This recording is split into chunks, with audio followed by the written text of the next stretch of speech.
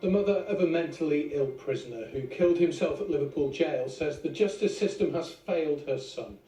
Tony Paine was found hanged in his cell on Monday afternoon. He's the third inmate to take his own life since a highly critical report about the prison last September.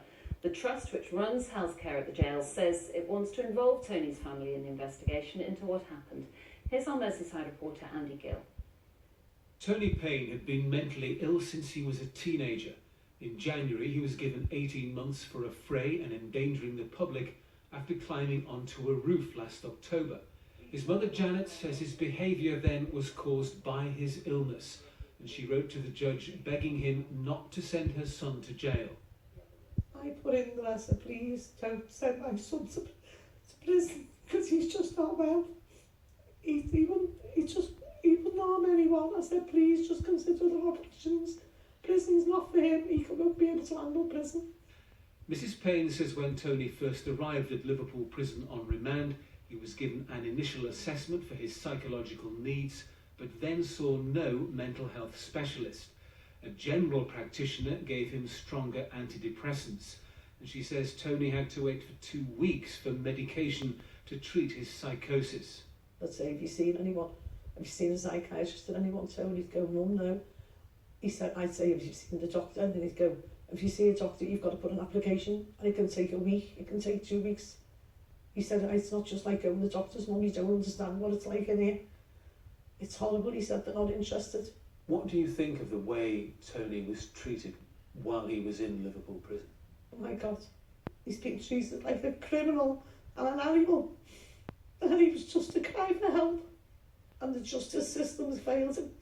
Earlier this month, Tony wrote to his mum saying he didn't feel safe in prison. He's the third inmate to commit suicide at Liverpool since inspectors said conditions were among the worst they'd seen, and since the BBC reported that staff shortages meant mentally ill prisoners were at risk. Today in Parliament, the chair of the Justice Select Committee said it was time to give inspectors more powers. At the moment, the prison service marks its own homework.